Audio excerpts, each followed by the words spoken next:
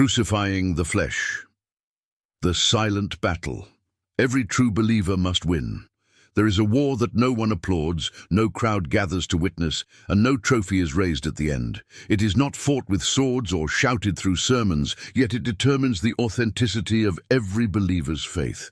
This war is silent, internal, relentless, and deeply spiritual. It is the battle between the flesh and the spirit. While many speak loudly about external enemies, temptations, and spiritual attacks, few are willing to confront the most dangerous adversary of all, the self that resists God. Crucifying the flesh is not a metaphor meant to inspire poetic reflection. It is a daily, deliberate, and often painful process that defines true discipleship. The flesh is not merely sinful behavior. It is the old nature that seeks control, comfort, validation, and autonomy apart from God. It craves ease over obedience, pleasure over holiness, and recognition over surrender. The flesh does not rebel loudly. It whispers, negotiates, and justifies. It disguises itself as reason, self-care, ambition, or even spirituality. Many believers wonder why their prayers feel powerless, why spiritual dryness persists, or why they feel stuck in cycles they cannot break. Often, the answer is not a lack of faith, but an unwillingness to crucify what must die. The Spirit of God leads, but he does not force. Where the flesh is allowed to reign, the Spirit is resisted. This is why Scripture repeatedly emphasizes dying to self, taking up the cross, and walking by the Spirit rather than by desire. This message is not comfortable, and it was never meant to be. True transformation does not begin with external change, but with internal surrender. The cross was not decorative. It was an instrument of death.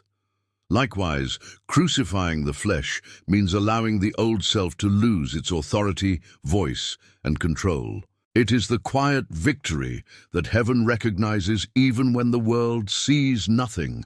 In this teaching, we will explore the unseen dimensions of this inner war, uncover why the flesh fights so fiercely, and understand why victory here determines every other spiritual breakthrough. This is not about perfection, but about direction. Not about condemnation, but about clarity. Not about self-hatred, but about self-denial for the sake of life. What follows is not motivational language designed to make you feel strong. It is truth designed to make you free. Understanding the flesh. Why the greatest enemy lives within.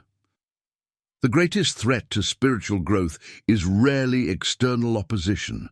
It is not persecution, criticism, or even temptation from the outside world. The most persistent enemy of the believer resides within. Scripture refers to this internal force as the flesh, not meaning the physical body itself, but the fallen nature inherited through humanity's separation from God. The flesh represents the mindset, impulses, and desires that operate independently of divine authority. The flesh does not necessarily reject God openly. In fact, it often uses religious language while resisting true surrender. It attends church, reads Scripture selectively, and prays when convenient. But it draws the line at obedience that costs comfort. It desires the benefits of faith without the discipline of transformation. This is why the flesh is so deceptive. It does not always appear sinful. It appears reasonable. One of the most dangerous misunderstandings in modern faith is the belief that spiritual warfare is primarily external. While Scripture does acknowledge external spiritual forces, it places immense emphasis on the internal struggle. The Apostle Paul describes this tension clearly when he speaks of desiring to do good, but finding another law at work within him. This law is not ignorance. It is resistance. The flesh resists because surrender threatens its throne. The flesh seeks control above all else. It wants to decide what is right, when obedience applies, and how far surrender should go. It negotiates with God rather than submitting to him. It asks, is this really necessary? Instead of saying, your will be done. This is why the flesh reacts strongly to conviction. Conviction exposes areas where control must be released, and the flesh does not relinquish authority quietly. Another defining trait of the flesh is its attachment to identity. The flesh builds identity around success, trauma, personality, reputation, or suffering. When God begins the work of crucifixion, it feels like an attack on who we are. In reality, it is an invitation to discover who we were always meant to be. But the flesh interprets this as loss rather than liberation. This internal enemy thrives on delay. It convinces believers that change can wait, that obedience can be postponed, that tomorrow will be a better time. It thrives on partial surrender. It allows certain sins to be addressed while protecting others. It tolerates spiritual activity as long as it doesn't lead to spiritual authority. The flesh fears authority because authority flows from surrender. The flesh also resists silence. In stillness, its motives are exposed. This is why distraction is one of its favorite tools. Constant noise, endless content, emotional overstimulation, and busyness keep the believer from hearing the gentle conviction of the Spirit. When silence comes, the flesh becomes uncomfortable because it loses its camouflage.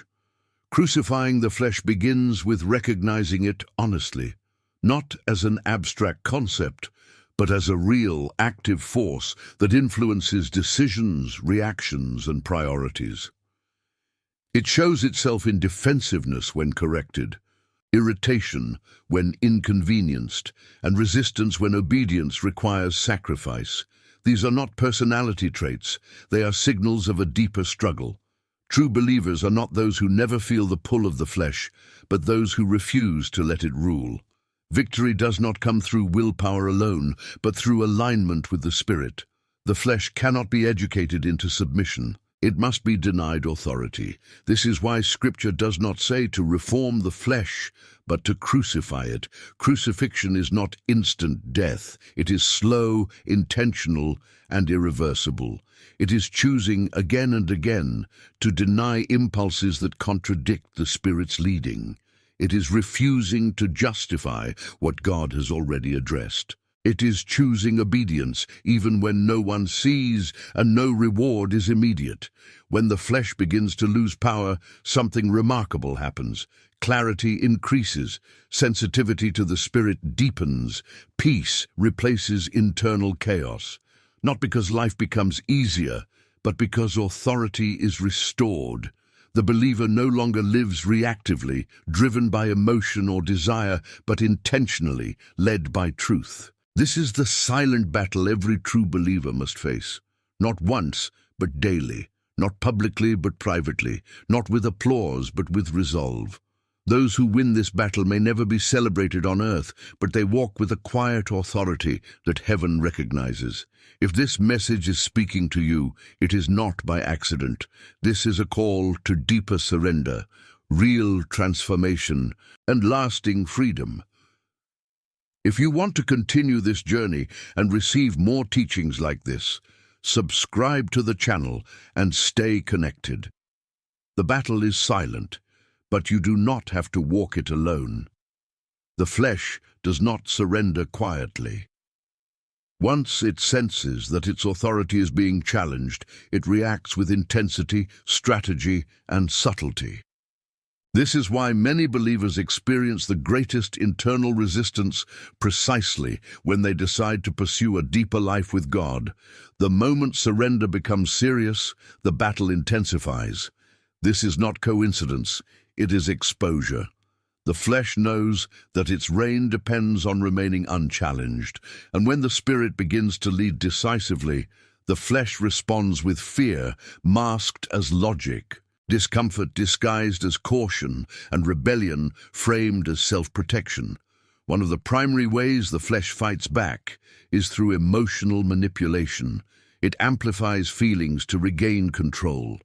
Fear becomes louder, doubt becomes heavier, anxiety presents itself as wisdom, The flesh convinces the believer that obedience will lead to loss, humiliation, or pain without purpose. It paints surrender as weakness and self-denial as unnecessary extremism. This is why many believers confuse emotional discomfort with spiritual danger. In reality, discomfort often signals that the flesh is losing ground. The flesh also weaponizes memory. It resurrects past failures, sins, and shame to undermine present obedience. When the Spirit calls a believer forward, the flesh pulls backward. It reminds you of who you were, what you did, and why you are unworthy of transformation. This is not humility, it is resistance. True humility agrees with God's verdict, not the flesh's accusations. The flesh wants identity rooted in history, while the Spirit anchors identity in redemption. Another tactic of the flesh is negotiation. It rarely refuses God outright. Instead, it offers partial obedience. It agrees to change some behaviors while fiercely protecting others. It allows spiritual disciplines that feel productive, but avoids those that demand surrender. It prefers activity over intimacy, service over submission, and knowledge over transformation. This is why many believers remain busy, yet unchanged. The flesh is content with motion as long as there is no death to self. The flesh also thrives on comparison. It measures spiritual growth against others rather than against obedience. It says, "At least I am better than them," instead of asking, "Am I aligned with God?" Comparison creates false peace. It allows the flesh to remain comfortable by lowering the standard of surrender. But God never measures holiness by relative goodness. He measures it by obedience. One of the most painful realities believers face is that crucifying the flesh often feels like losing something valuable. The flesh has been familiar for years. Its patterns shaped reactions, decisions, and coping mechanisms. Letting it die feels like losing a part of oneself. This is why surrender feels like grief. But what is dying is not your true self. It is the false authority that kept you from freedom. The pain is real, but so is the liberation that follows. The flesh resists silence because silence exposes motive. In quiet moments, the Spirit reveals attachments, hidden desires, and unresolved wounds. The flesh prefers noise because noise numbs conviction. Constant stimulation dulls discernment. This is why spiritual growth often begins when distractions are removed. When God strips away noise, the flesh panics because it can no longer hide behind activity. Another way the flesh fights is through impatience. It demands immediate results. It questions the process. It grows restless when obedience does not produce visible reward. The flesh wants control over outcomes, not just actions. But the Spirit calls believers to faithfulness, not results. Many abandon obedience prematurely because the flesh convinces them that waiting equals failure. In truth, waiting often deepens dependence. The flesh also exploits wounds. Unhealed pain becomes a justification for disobedience. It says, "Because you were hurt, you deserve this." It reframes indulgence as healing and avoidance as self-care. While God does care deeply about healing wounds, the flesh uses pain as a shield against transformation. True healing does not reinforce the flesh. It frees the Spirit to lead. As the flesh begins to weaken, internal conflict often increases before it decreases. This confuses many believers. They assume that struggle means failure, but struggle often means progress. When the flesh ruled uncontested, there was no war. Conflict begins when authority shifts. The presence of tension is not proof of defeat. It is evidence that the Spirit is asserting leadership. The flesh fears obedience because obedience leads to authority. A believer led by the Spirit walks with clarity, discernment, and quiet power. The flesh knows that once obedience becomes habitual, its influence diminishes. This is why it attacks consistency.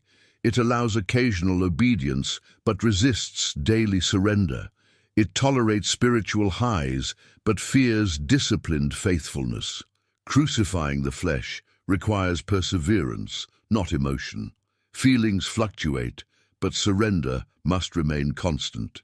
This is why Scripture emphasizes walking by faith, not by sight or feeling. The flesh relies on sensation, the spirit relies on truth. When believers learn to obey despite emotional resistance, the flesh loses its leverage. Over time, something shifts. The desires of the flesh weaken, not because temptation disappears, but because authority changes. The Spirit's voice becomes clearer. Discernment sharpens. Peace becomes deeper, not because life becomes easier, but because alignment replaces conflict. The believer no longer feels torn between two masters. There is clarity in submission. This process is rarely visible to others. There are no public milestones for private obedience, but heaven recognizes every unseen victory, every moment of restraint, every act of obedience, every silent surrender shapes spiritual authority. This is why some believers carry a weight of presence that words cannot explain. They have died where others negotiate. The flesh will continue to resist as long as life continues. Crucifixion is not a one-time event, it is a posture. But with each act of surrender, its power diminishes. What once dominated becomes background noise. What once controlled becomes a suggestion easily dismissed. This is the cost of true discipleship, and it is also its reward.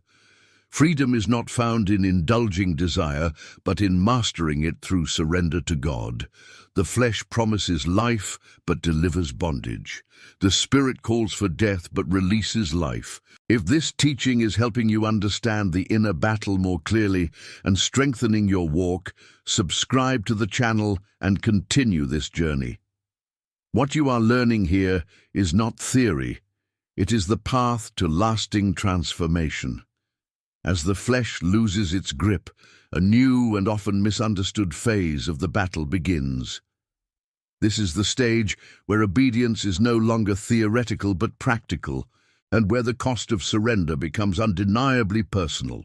Many believers assume that crucifying the flesh ends once obvious sins are addressed. But this is only the surface. The deeper layers of the flesh are far more subtle, far more attached, and far more resistant. These layers do not scream for attention. They whisper through preferences, reactions, expectations, and unspoken demands. This is where the battle becomes truly silent. At this stage, the flesh no longer tempts openly. Instead, it seeks to influence direction. It questions priorities. It challenges discernment. It introduces hesitation where clarity once existed. It does not say, disobey God, but rather, are you sure this is God? The flesh knows that doubt, when planted skillfully, can slow obedience without appearing rebellious. This is one of its most refined strategies. Delay feels safer than refusal, yet delay often produces the same result: disobedience disguised as discernment. The Spirit leads with clarity, but not always with comfort. When believers reach this deeper stage of surrender, God often begins to address not just actions, but motivations. Why do you serve? Why do you give? Why do you speak? Why do you remain silent? These questions unsettle the flesh because they expose hidden agendas. The flesh is willing to obey as long as obedience aligns with recognition, control, or self-image. But when God asks for obedience without visibility, reward, or explanation, the flesh resists intensely. This is where many believers become discouraged.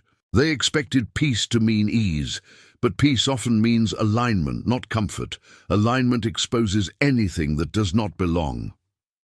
When the Spirit leads into unfamiliar territory, the flesh interprets uncertainty as danger. It clings to familiarity because familiarity feels like safety, even when it is spiritually stagnant. The flesh would rather remain in known bondage than risk unknown freedom. Another dimension of this stage is the stripping of false strength. The flesh builds confidence around capability. It values competence, efficiency, and self-reliance. But the Spirit leads believers into dependency. God often allows circumstances that weaken natural strength so that spiritual strength can emerge.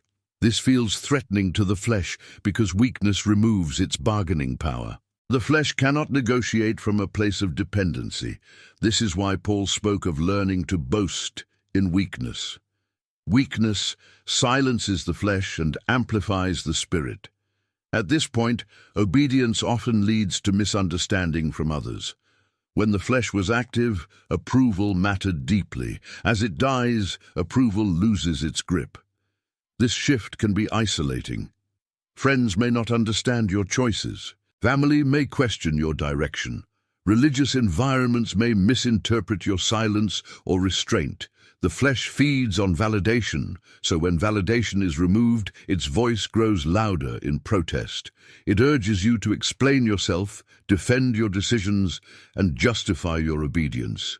The Spirit, however, often leads into quiet confidence rather than public defense. One of the most difficult aspects of crucifying the flesh at this level is surrendering the right to be understood. The flesh wants clarity, agreement, and affirmation from others. The Spirit calls for obedience regardless of response. Jesus himself modeled this when he remained silent before accusation. Silence is not weakness, it is restraint born of authority. The flesh speaks impulsively to protect itself. The Spirit speaks deliberately to fulfill purpose. Another hidden layer of the flesh is emotional attachment to outcomes. Even when actions align with God's will, the flesh may still cling to expectations.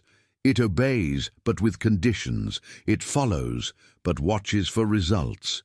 When outcomes do not align with expectation, frustration emerges. This frustration reveals that surrender was incomplete. True surrender releases not only control over actions, but control over results. The flesh wants obedience to pay immediately. The Spirit values faithfulness regardless of timing. At this stage, God often invites believers into deeper trust through apparent loss. Doors close, roles shift, seasons end without clear replacement. This unsettles the flesh because it thrives on predictability. But endings are not punishment. They are preparation. The flesh resists endings because endings remove leverage. The Spirit uses endings to create space for new authority. What feels like loss is often alignment in disguise. Crucifying the flesh here requires patience that goes beyond endurance. It requires trust without explanation. The believer learns to move forward without constant confirmation. This is not recklessness, it is maturity. Infants require constant reassurance. Mature sons and daughters recognize the voice of the Father even in silence. The flesh demands signs. The Spirit responds to obedience. As this surrender deepens, something subtle but powerful happens internally. The internal noise quiets. The urgency to react diminishes. Emotional spikes lose intensity. This does not mean emotions disappear. It means they no longer govern. Authority shifts from impulse to discernment. The believer begins to respond rather than react. This is one of the clearest signs that the flesh is being crucified. Reaction is the language of the flesh. Response is the fruit of the Spirit. This stage also reveals the difference between restraint and repression. Repression is flesh-driven control that suppresses desire without transformation. Restraint is Spirit-led discipline that redirects desire through surrender. The flesh suppresses temporarily and explodes later. The Spirit transforms gradually and sustains peace. Many confuse restraint with denial, but denial without surrender only strengthens the flesh in secret. True restraint flows from trust, not fear. Over time, the believer notices that temptations still appear, but they no longer dominate attention. The flesh still whispers, but its voice lacks authority. What once demanded immediate response now invites quiet dismissal. This is not self-mastery. It is spirit-governed life. The difference is critical. Self-mastery feeds pride. Spirit governance produces humility. The believer knows that victory is not personal achievement, but divine alignment. This level of surrender reshapes prayer. Prayer becomes less about asking and more about aligning. Words decrease, awareness increases, silence becomes sacred. The believer listens more than speaks. The flesh grows uncomfortable with this shift because it loses control over narrative. The spirit leads through presence rather than performance. Crucifying the flesh at this depth often goes unnoticed by others, but its effects are unmistakable. There is a quiet authority, a steady peace, and an unshakable clarity that cannot be taught, only lived. This is the fruit of daily surrender, unseen obedience and consistent alignment. Many desire spiritual authority, but few are willing to pay its price. Authority is not given to the loudest, the most gifted, or the most visible. It is entrusted to those who have died quietly, where no one applauded. The flesh seeks platforms, the spirit forms foundations. Platforms collapse without foundations. Foundations endure without recognition. This is why crucifying the flesh is not a season, but a lifestyle. It is not a dramatic moment, but 1,000 quiet decisions. Each decision weakens the flesh and strengthens the spirit. Each act of obedience builds capacity for greater responsibility. If you are experiencing this silent stripping, this internal recalibration, this unfamiliar quiet, you are not regressing. You are being refined. God does not deepen what He does not intend to use. What feels like loss is often preparation for authority that cannot be entrusted to the flesh. If this message is helping you discern the deeper layers of surrender and strengthening your walk, subscribe to the channel and continue with us. This journey is not easy, but it leads to freedom that the flesh can never offer. At this stage of the journey, crucifying the flesh moves beyond resistance and enters a phase of reorientation. What once felt like constant conflict begins to reveal itself as a transfer of government. The flesh does not disappear, but it is no longer enthroned. This shift is subtle, gradual, and often misunderstood. Many believers expect victory to feel like triumph. But true spiritual authority often feels like quiet steadiness. The flesh associates victory with intensity. The spirit reveals victory through peace. As the flesh loses its central role, the believer's inner world begins to reorganize. Desires realign, priorities recalibrate, reactions soften. This does not mean that life becomes easier or that challenges cease. It means that the believer is no longer internally fragmented. Previously, decisions were negotiated between fear and faith, desire and obedience, impulse and conviction. Now direction becomes clearer because the voice with authority is singular. One of the clearest indicators that the flesh is being crucified at this depth is the diminishing need to assert oneself. The flesh demands recognition, validation, and control over narrative. It wants to be seen as right, strong, and justified. As it weakens, the urgency to defend oneself fades. The believer no longer feels compelled to correct every misunderstanding or respond to every provocation. Silence becomes a place of strength rather than vulnerability. This is not passivity, it is restraint anchored in trust. The Spirit leads believers into a posture where identity is no longer negotiated externally. Approval loses its grip because identity has been anchored internally. The flesh thrives on feedback. It adjusts behavior based on response. The Spirit forms character based on truth. When character replaces performance, the need for applause dissolves. This transition unsettles the flesh deeply because applause was one of its primary sources of nourishment. At this level, God often allows situations that test internal alignment rather than external obedience.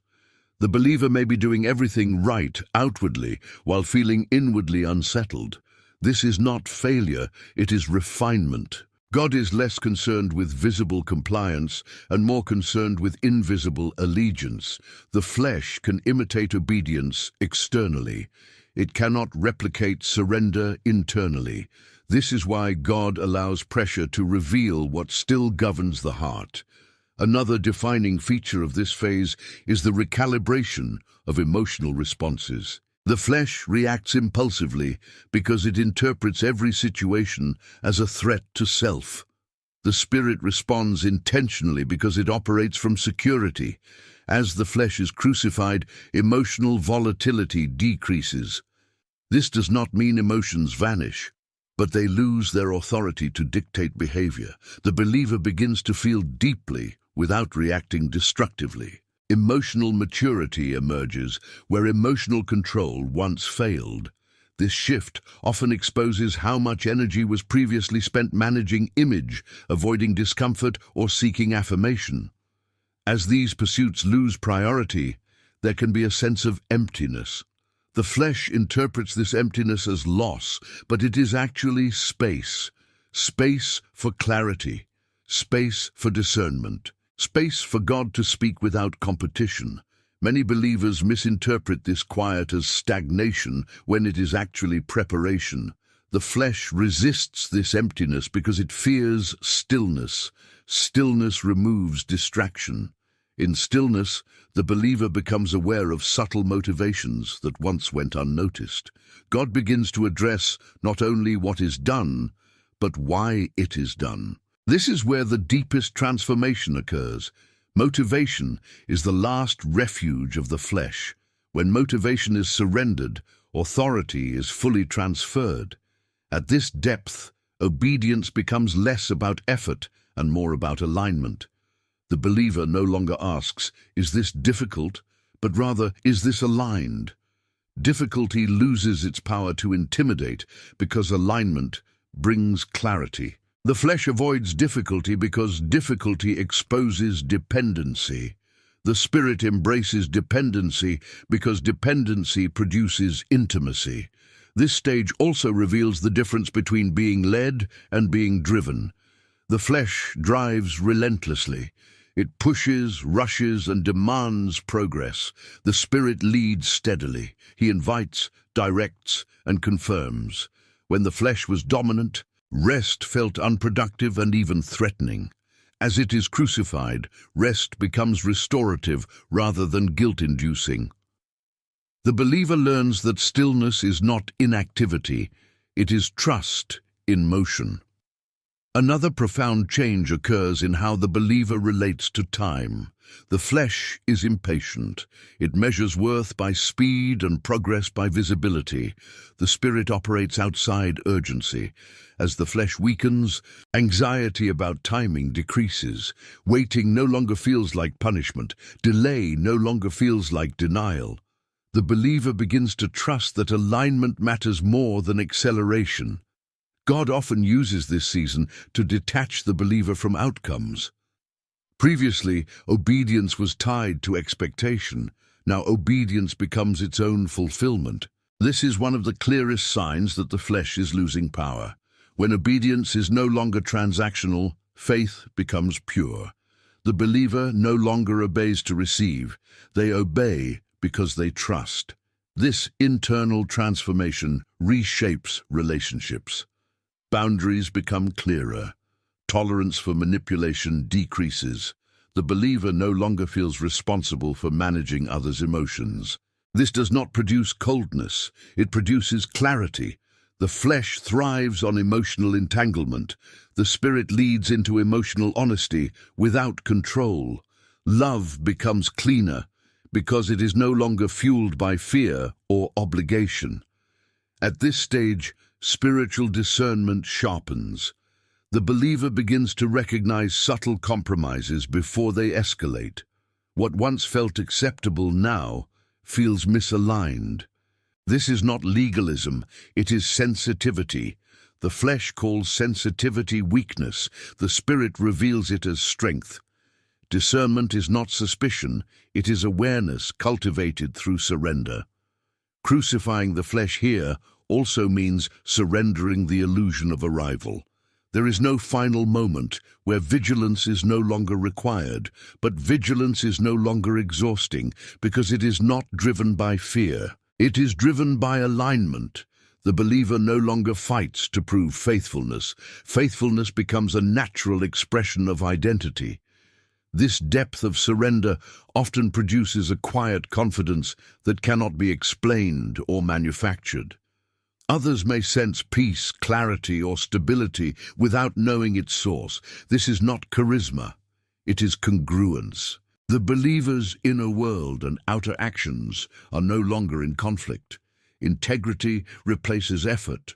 Wholeness replaces striving. Many desire this state, but few are willing to endure the process that produces it. The flesh resists long before this point. It argues, delays, distracts, and negotiates. But for those who persist, something unshakable is formed. The believer becomes rooted rather than reactive, grounded rather than driven. This is the fruit of a crucified flesh, not dramatic displays of spirituality, but enduring stability, not loud declarations, but quiet authority, not constant struggle, but consistent alignment.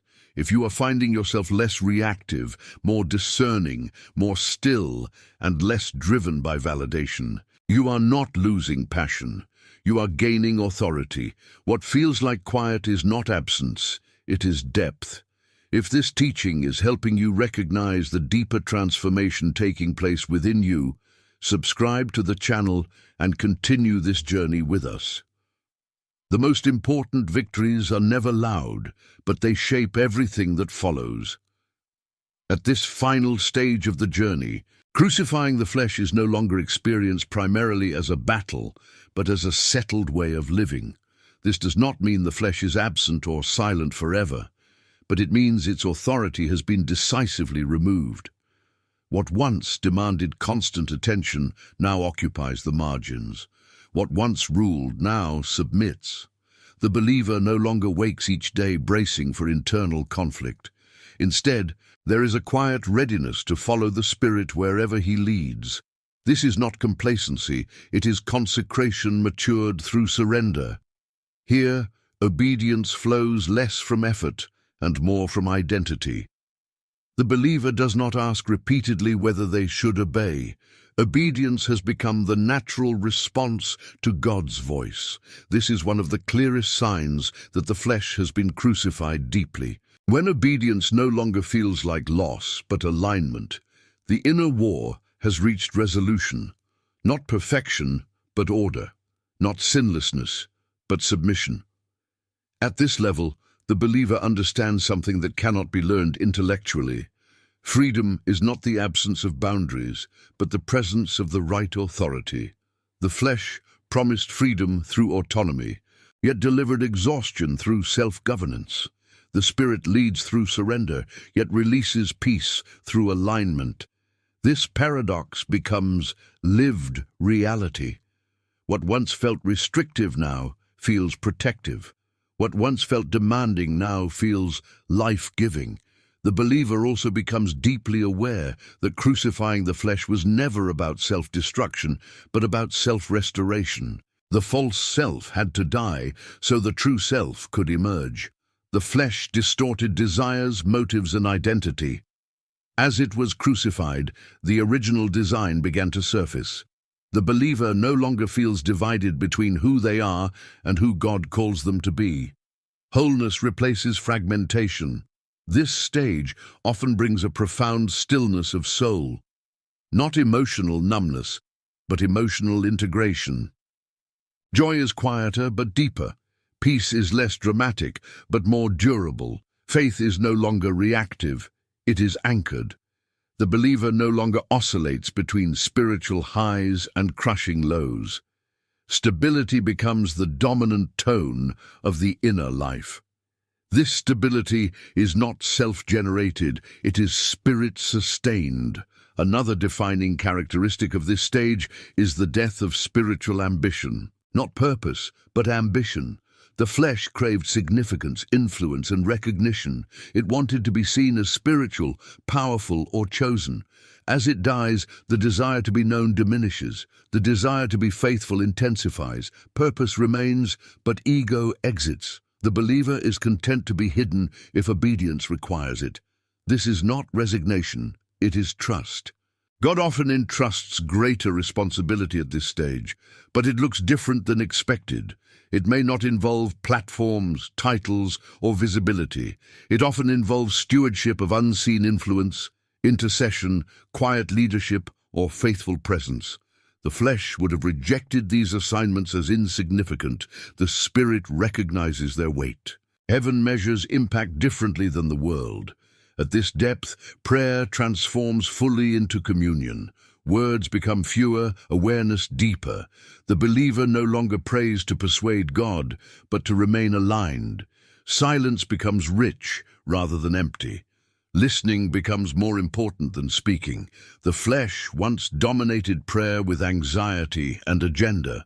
Now prayer flows from trust and intimacy. Crucifying the flesh here also means accepting that this posture must be maintained. There is no graduation from surrender. The believer does not become immune to temptation, but immune to deception. Temptation is recognized quickly and addressed without drama. The flesh may whisper, but it no longer negotiates. Authority has been settled. One of the most striking outcomes of this journey is compassion. Not sentimental compassion, but grounded compassion. The believer no longer judges others harshly because they understand the cost of surrender.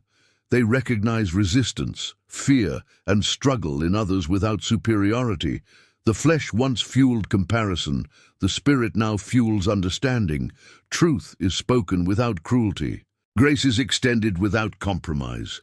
This stage also brings clarity about suffering. The believer no longer interprets hardship as abandonment or punishment. Suffering is understood as a tool God may use, but not a measure of worth.